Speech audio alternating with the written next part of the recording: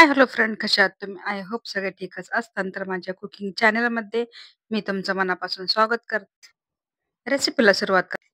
तर मी तुमच्यासाठी एक रोज नवीन छान-छान अशी रेसिपी घेऊन येत आहे. तर आजही घेऊन आलेली आहे. तर तुम्ही ओळखलेच असेल ना थंबनेलवरून किंवा टायटलवरून आज आपली कोणती रेसिपी आहे. तर चला तर मग वेळ न घालवता रेसिपीला सुरुवात. तर तुम्ही ओळखलेच असेल, की आज आपली कोणती रेसिपी आहे. तर हो, आज आहे ना गावाकडं कसं म्हणजे अ, गावरान कोंबडे, कोंबडी असे मिळतात ना, तर ते खायला खूप छान लागतात. तर शहरामध्ये कसं असतं, की चिकन वगैरे असतात ना, तर ते आपल्या शरीरासाठी चांगले नसतात. पण कसे असतं, की गावरान कोंबडी वगैरे असतात ना, तर खरंच खूप छान बी लागतात खायला आणि त्यांनी चरबी वगैरे अजिबात काही वाढत नाही. तर आपण आज मस्तपैकी आज आपली अशीच रेसिपी बनवत आहे. तर चला तर मग.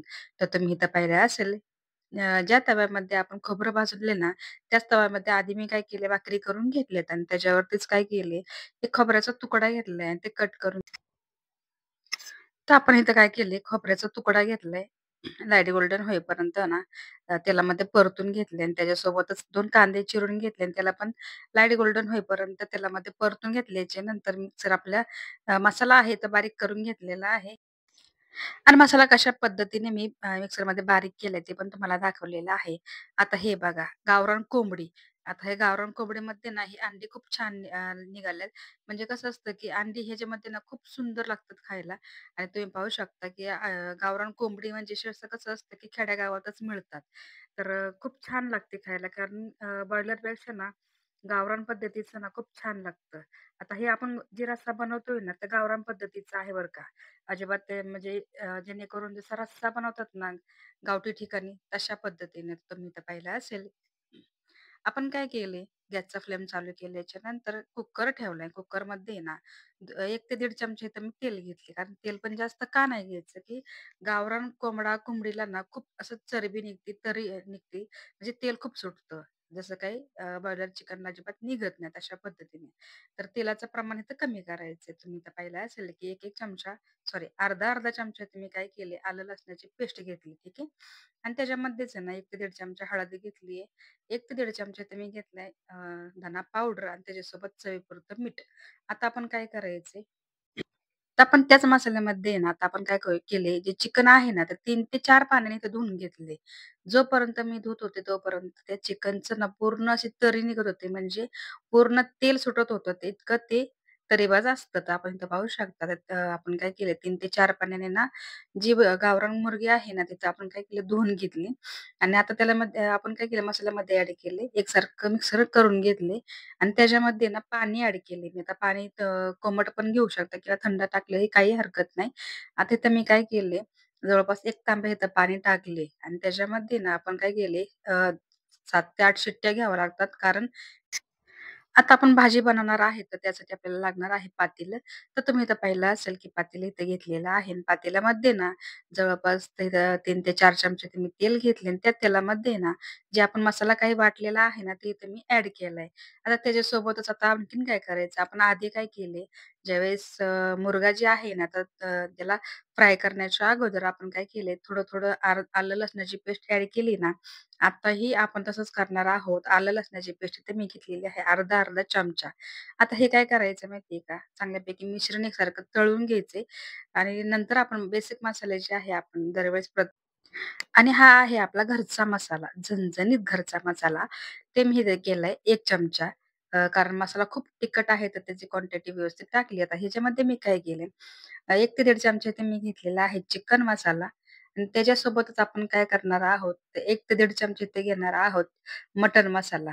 आता हे बेसिक मसाले आपले प्रत्येक भाजीमध्ये जातातच ना, तर आता पण तेच घेतलेले आहे. तर चिकन मसाला, मटण मसाला ॲड केल्याच्या नंतर आपण ह्याच्यामध्ये काय करूया, थोडंसं तरीसाठी काश्मीरी लाल तिखट आपण काय केलं, अर्धा चमचा फक्त ॲड केलाय. आता काय करायचं, बाकीचे कोणतेही मसाले ॲड करायचे नाहीये. तर आपण काय करणार आहोत, आता काय करायचं, चांगल्यापैकी हे जे मसाला आहे ना, तर तेलामध्ये परतून घ्यायचे. गॅसचा फ्लेम मोठा जर केला तरी काही हरकत नाही. कारण जेणेकरून मसाला तर आता कच्चा हा विषयच राहिलेला नाही. कारण पण जोपर्यंत तेल सुटत नाही, तोपर्यंत मसाला भाजला गेला ना, तर आपली भाजी खूप खमंग आणि टेस्टी होते. तर तुम्ही ते पाहू शकता, की तेल सुटायला लागले. पण तुम्हाला एक सिक्रेट सांगते, जर समजा तुमच्या भाजीला कन्सिस्टन्सी परफेक्ट नसेल तर आणि तुम्हाला टेस्ट वाढवायची असेल ना आणखीन, ऑलरेडी टेस्ट तर असतेच, पण आणखीन जर वाढवायची असेल ना, थोडंसं काय करायचंय, बाजरीचं पीठ ह्याच्यामध्ये भाजून टाकायचे. नसेल जमत ना, मग काय करा, तव्यामध्ये आहे ना, थोडंसं भाजून घेतलं ना लालसर, तर खमंग वास येईपर्यंत पीठ भाजलं गेलं ना, तर आपली जी तुम्ही कोणत्याही म्हणजे अंड्याची भाजी म्हणा, बेसिक भाजी कोणतीही तुम्ही ॲड केलं ना, खूप छान लागते. पण सहसा करून आहे ना, मटणमध्ये, अंड्याच्या भाजीमध्ये हे पीठ जातच. आता हे मी काय केले तुम्हाला म्हणजे एक सोपी आयडिया. आपण मसाला भाजला होता ना, त्याच्यामध्ये मी काय केलं थोडंसं पीठ ॲड केलं. बाजरीचं पीठ घेतले बरं का आणि नंतर काय करायचं तेलामध्ये चांगलं परतायचं, की जेणेकरून मसाला आणि पीठ चांगल्यापैकी तेलामध्ये परतल्या जाईल. अशा पद्धतीने आपल्याला हे काय करायचंय तळून घ्यायचंय, की आता तुम्ही पाहू शकता साईडला ना पूर्णच असं साईडला तेल सुटायला सुरुवात झालीये. तशी तर आधीच झाली होती. पण आणखीन आता आपण जे पीठ ॲड केलं ना त्याच्यानंतर पण सुरुवात झाली. आता हे पीठ आहे ना सॉरी हा जे मसाला आहे ना, तो खूप सुंदर असा भाजला गेलाय आणि मसाला भाजले ना, तर असं खमंग वास सुटला पाहिजे घरात. म्हणजे कसं लोकांनाही कळलं पाहिजे, की आज आपल्या घरात कोणती रेसिपी आहे. कारण मसाल्यावरती पण बरंच काही असतं बरं का गाईज. आता तुम्ही तर पाहू शकता. आपला मसाला जे आहे ना, तर मस्त असा भाजला गेलाय. आता त्याच्या आणि तुम्ही आता पाहू शकता, आता आपण काय केलंय, लगेच तिचं पाणी ॲड केलेलं नाहीये. जे पाणी आहे तेच इथे ॲड केलंय. आता कन्सिस्टन्सी कशी करायची? आता काय करायचं, मसाला आणि जे मुर्गा आहे ते मिक्स करून घ्यायचा. म्हणजे काय होतं माहिती का, त्याच्यामध्ये आपल्याला कळतं, की पाण्याचा अंदाज किती येतं आणि तुम्हाला किती रस्सा पाहिजे त्याच्यावरती. आणि हो, म्हणजे कसं असतं, की खेड्यागावात आहे ना, प्रत्येकाच्या घरोघरी हे मुर्गे अवेलेबल असतात. पण सिटीमध्ये कसं असतं, की आपण ब्रॉयलर चिकन वगैरे आणतो ठीक आहे.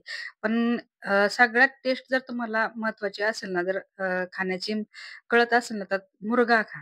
म्हणजे गावरान पद्धतीचं जे असतं ना जेवण, खरंच खूप छान लागतो आणि टेस्ट खूप छान येते ह्याची. आणि आपण तुम्ही पाहिलं असेल, की आपली भाजी थोडीशी घट्ट झाली आहे. आता बाजरीच्या भाकरीसोबत म्हणले, की रस्सा तर थोडासा पातळ पाहिजे ना, तर मी काय केलं, आणखीन थोडंसं पाणी याच्यामध्ये ॲड केलं.